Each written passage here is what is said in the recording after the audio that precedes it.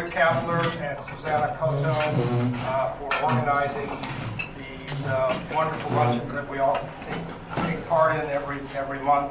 Of course, we note the absence of our fearless leader, Patrick Maines, who will be with us next month, I understand, for the last luncheon of the year. So I have the distinct honor and pleasure to introduce our guest speaker for today. Mignon Clyburn served as the acting chair of the Federal Communications Commission following her appointment by President Obama on May 20th, 2013. As commissioner, she is serving a second term as a Democrat on the commission, for which she was sworn in on February 19, 2013, following her renomination by the President and confirmation by the United States Senate. Commissioner Clyburn began her service at the Commission in August 2009 after spending 11 years as a member of the 6th District of the Public Service Commission of South Carolina, her home state. She served as its chair from July 2002 through June 2004. Prior to her service on the Public Service Commission, Clyburn was the publisher and general manager of the Coastal Times, which is a Charleston-based newspaper that focused primarily on issues affecting the African American community. She co-owned and operated the family-founded newspaper for 14 years. So that's the website stuff. Let me give you the real deal of Commissioner Clyburn. As only a member of the alumni of the Clyburn Alumni Association, along with my good friend Dave Grimaldi, could attest to. So, having been in Washington for over 30 years, I've worked for a lot of people. And I must say unequivocally that Mignon Clyburn is one of a kind. She, probably uniquely in Washington, is one of the few people who has no axe to grind. She wakes up every morning, goes to work, oftentimes with her lunch in tow, health food, a staple, almond milk, a necessity. And she goes and she puts her head down, she keeps her eye on the ball, and she goes to work on behalf of the American people. Primarily folks who don't have representatives like those of us in this room. She works tirelessly on behalf of those who, as she often says, does not have a voice in Washington. That's often reflected in the policies and the regulations and positions that she has adopted consistently over her tenure as a public servant. She's the hardest working boss I have ever had the pleasure of working with. What you see is what you get with Mignon Clyburn. Even though she's a rock star in the Beltway, she is not a diva. She could, with her smile and with her style, be a real celebrity and, do that celebrity thing. But she does not. She's very well grounded. She's a regular person. Everybody in the building knows her and feels comfortable approaching her, from the boardroom to the mailroom. So without further ado, I give you today our luncheon speaker, the Honorable Mignon L. Clyburn, who is the conscience of the Commission.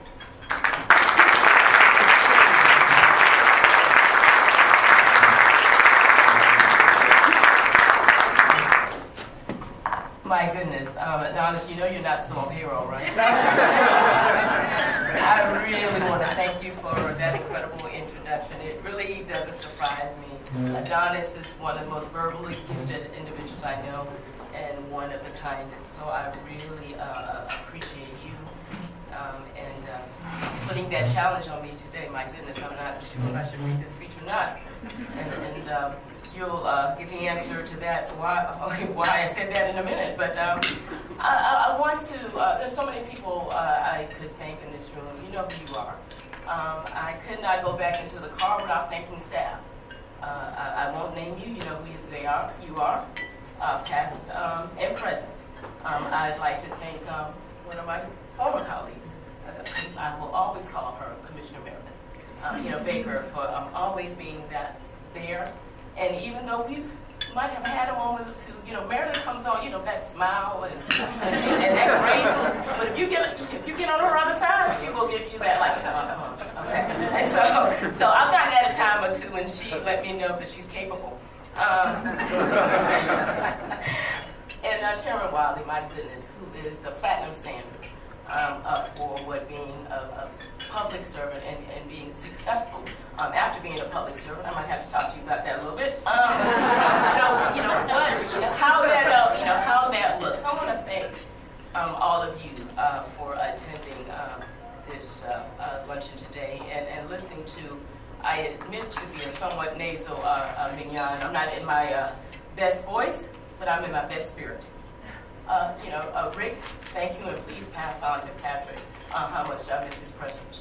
He was here when I was here in 2013, and those were very interesting times. And we were at not a similar, but a somewhat tense crossroad at that time within the commission and within this country. I really do miss his presence, and please pass on my best wishes. So I'm not sure if many of you are aware how fitting it is, even though, yes, it is Free Speech Week, absolutely, but how fitting it is for today's luncheon to take place in the historic St. Regis. This hotel, which opened about 91 years ago as the Carlton in 1926, that year was a historic year for radio. It was a year that the National Broadcasting Company was established, and it marked the first singing of a jingle commercial on radio. Now I'm going to spare you the words. I'll do that next time that you invite me back. But what is obvious is that our media and telecommunications landscape has undergone dramatic changes over the past century. But what remains is the FCC's 83-year responsibility to uphold the public interest by promoting competition, localism, and diversity. No doubt you have heard from countless government officials, industry leaders, and more, who have proffered their perspectives on the First Amendment and the future of communications policy over the course of the Media Institute's nearly 40-year history. Most of those messages, I am sure, align with your stated mission to foster a competitive media and communications industry. But it is against this backdrop that I must share with you how deeply concerned I am about the path the FCC majority is taking when it comes to localism, viewpoint diversity, and access to affordable communication services. Even if you do not fully agree with me this afternoon, it is my hope that you will leave here with a better understanding of my views and just maybe come a little closer my way. Now, on this we can all agree.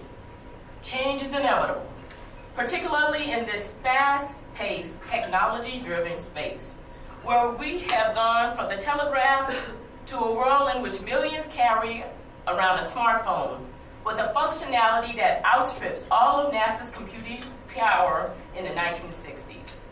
But what is unsettling is that many of the changes we are currently making at the FCC have a one-sided benefit, and the impact on consumers, competition, and the public interest are mere afterthoughts.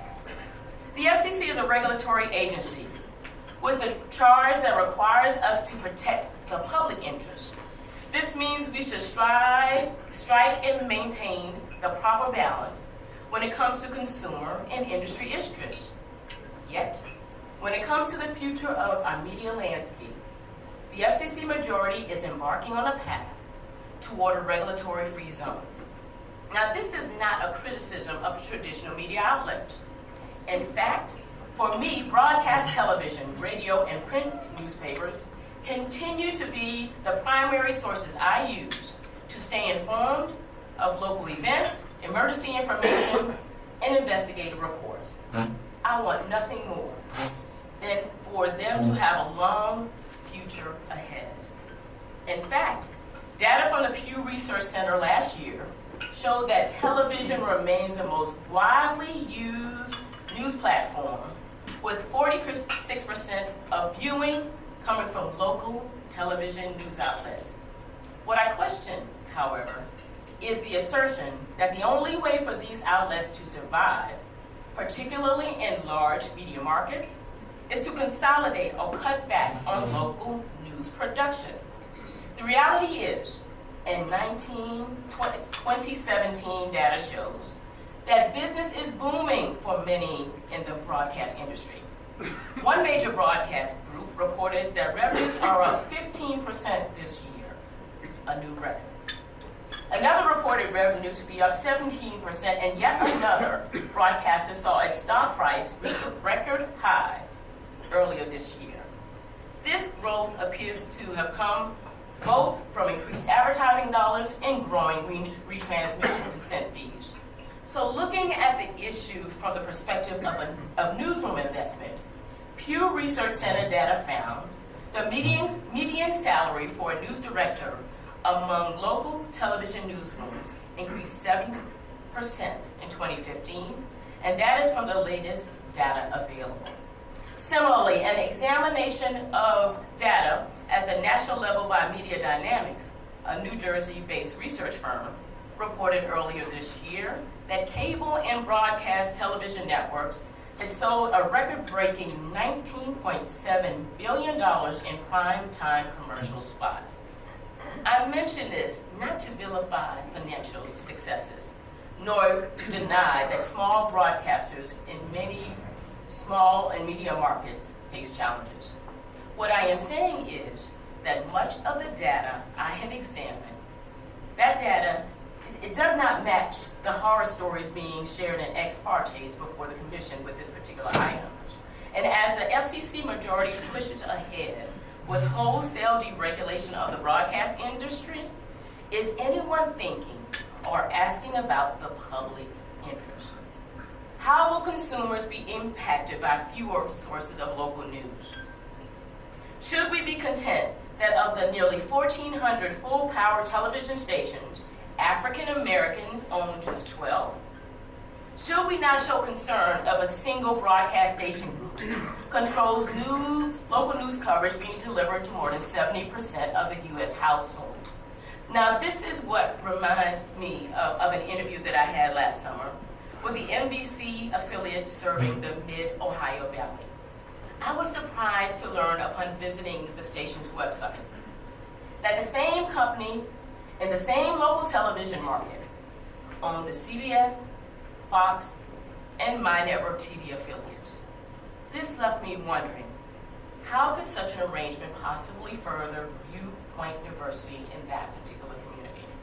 And after listening to endless declarations extolling the need and virtues of clearing our books of antiquated regulations, why am I not shocked by the FCC's majority reinstating the technologically obsolete UHF discount, while very clumsily attempting to disguise the move as a prelude to media modernization? And on tap for next week, the wholesale elimination of a rule that ensured broadcast licensees have a local presence in their community. Now, in my travels over the past few months, I have had the opportunity to listen to voices too seldom heard inside of the Beltway. People in these communities are not clamoring for arbitrary rollbacks or one-sided policies. What they're asking for, what they're calling for, is affordable, robust broadband and a chance to be heard on the Hill. Now, the FCC has done a lot to advance the deployment of broadband in rural communities. Just look at our NPRM's orders, and yes, billions of dollars flowing to advancing opportunities in high-cost areas all across this nation.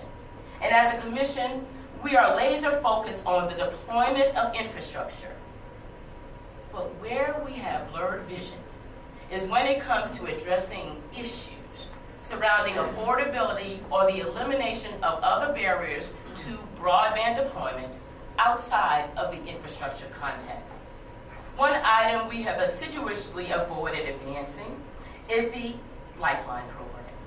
In just about every other contexts and every other universal service program, we have acted with haste to remove existing barriers to entry.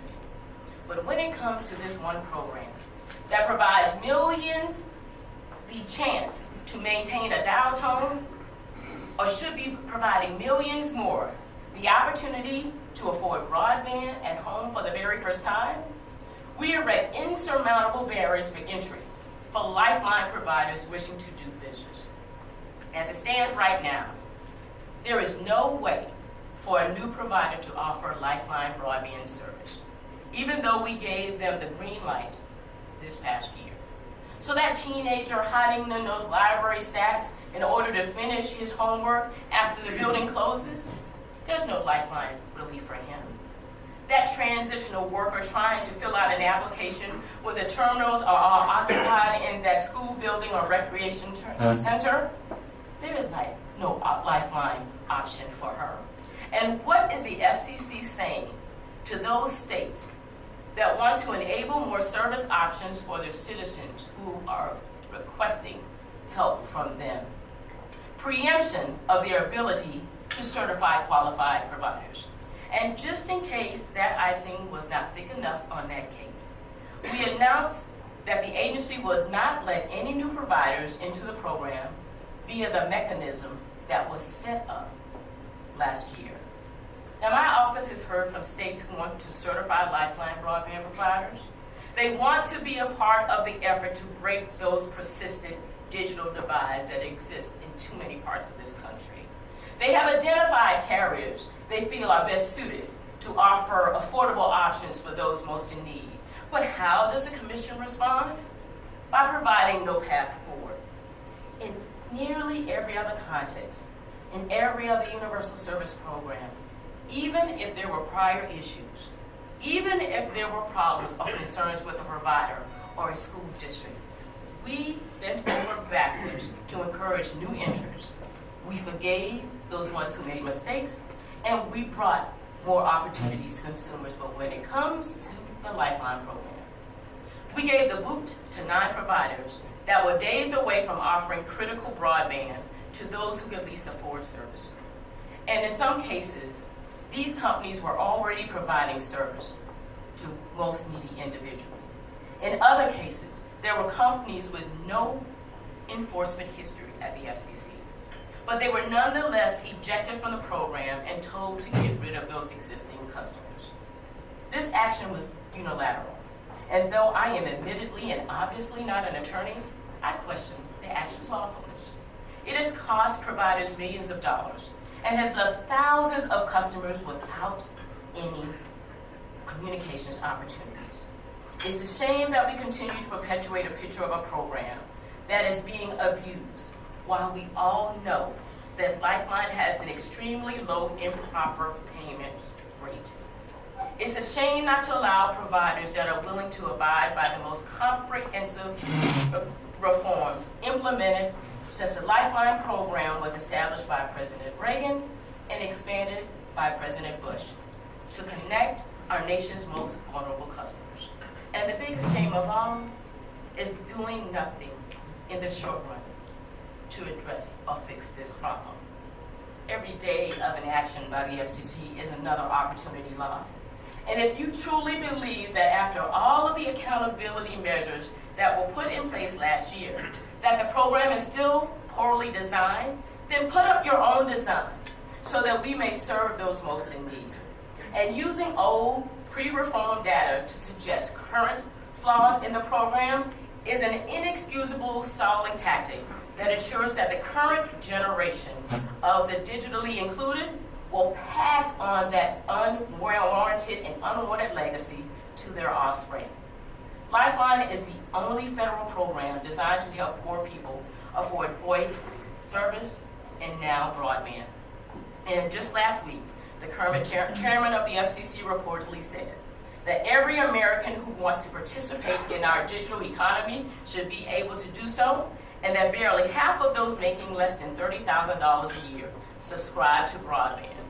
Citations alone, my friends, won't solve a thing or make a dent when it comes to addressing the affordability gap for telecommunications and technology services. Only Action will. And a reformed and fully functional Lifeline program will also.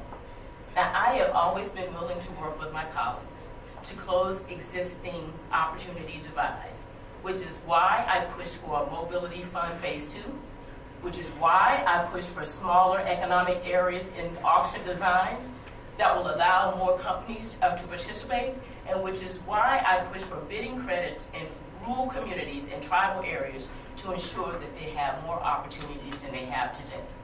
But denying low-income Americans the opportunity to participate in our digital economy through inaction ensures that the next generation of qualified recipients will be worse off than their parents. And as a regulator, just about 2 generations away from qualifying for Lifeline herself, I have an obligation to give voice to that, and my voice is saying we need action. Now, one more minor point on universal service. You are no doubt aware that the money held in the Universal Service Fund is slated to be moved to the Department of Treasury. That's what I'm hearing, and I know you've been hearing it too. And I have heard from many stakeholders who express concern about what this means for the future of the Universal Service Program. While I cannot express a firm opinion about what should or should not be done at this juncture, today I am calling on the leadership to institute a rulemaking because I believe that is the best way and the best course to address this outstanding issue. A rulemaking will allow the Commission to articulate its thinking and allow parties to comment on the proposed approach, much as the Commission has done in every other context. It would be a victory for transparency if this were done out in the open rather than behind closed doors. And of course, stakeholder input, I think, is necessary. Last month, the FCC voted 3-2 to adopt the 20th Mobile Wireless Service Competition Report and found that the market for commercial mobile wireless services was effectively competitive. This was the first time during my tenure that the Commission made such a finding. This year's competition report, however, failed to include the comprehensive analysis that was included and used in the prior 6 reports. In the past, if you remember, the Commission conducted a thorough analysis of the entire commercial mobile wireless ecosystem, including key input markets such as towers, backhaul, and transport facilities, as well as the output markets for products that rely on mobile wireless services, such as mobile applications and content. By providing detailed analysis on the cost of backhaul, availability of roaming agreements, and other key factors that determine the barriers to entering the wireless services market, the previous 6 competition reports were useful in identifying areas where communications policy could promote deployment of competitive options for wireless service in rural areas. The thorough examination of the commercial wireless ecosystem in those prior reports encouraged me as acting chairwoman to seek a voluntary solution to restore interoperability in a lower 700 megahertz band. They led to my support of the 2014 Mobile Spectrum Holdings Order that showed consistent consolidation in the commercial mobile wireless market between 2003 and 2013, and set spectrum limits in the incentive auction to promote more competition. They also provided support for the Commission's decision in 2015 to reform our competitive bidding rules so small companies can gain licenses in the incentive auction and provide services in underserved rural areas. But this most recent report, based its findings of effective competition on a much narrower set of criteria. And the fact that currently there are 4 commercial mobile wireless carriers offering, quote, nationwide, end quote, service. I put the word nationwide in quotes because one of these 4 carriers only covers 64% of the rural population. That means about 20 million people in rural areas do not have access to all 4 of our nationwide wireless providers. And if this week's press reports of a major merger are true, we could soon be looking at just 3 national players. Our recent Mobility Fund Phase 2 proceeding is designed to bring about ubiquitous mobile wireless service to millions. Yes, I said millions of Americans who are still waiting to experience the download speeds those of us in this room take for granted every day. To be sure, many wireless companies talk about 4G service and what 5G will mean for all of us. The reality is, however, that far too many in this country do not have reliable and affordable 3G service, and you don't have to go far from this room to find them. So that truncated analysis used to justify the report's findings do not offer a clear means to support or justify policies going forward that will ensure robust and competitive options, particularly in those rural communities where there is not a reasonably comparable way or reasonably comparable service. So I say to you that consumers deserve more. And given the number of pending proceedings that will impact when and how many consumers are able to access 5G, it is even more important now than it was 7 years ago for the Commission to comprehensively analyze the barriers to entry in the commercial mobile services industry. No matter how many mobility fund proceedings there are, I believe there will be pockets of Americans living in mountainous and very remote regions where terrestrial wireless services, we will have trouble meeting them. Now, in the Spectrum Frontiers Further Notice proceeding and other proceedings like the mid-band NOI, the Commission is struggling with the right mix of policies for satellite and terrestrial wireless providers. What we need, my friends, are incentives for all providers, including satellite and fixed wireless, to see and make the business case for offering broadband services in remote and hard to serve areas.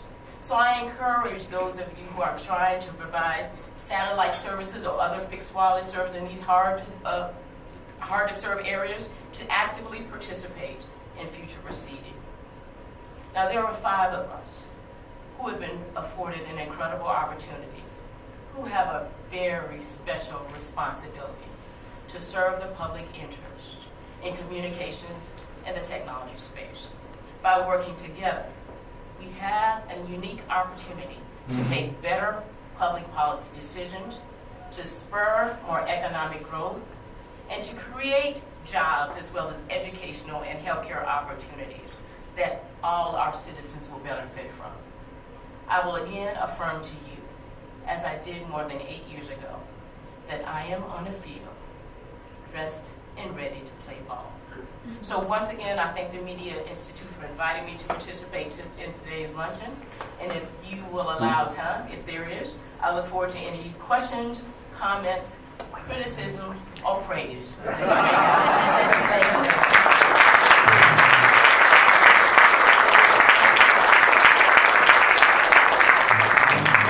you. We have time for questions. If anyone would like to.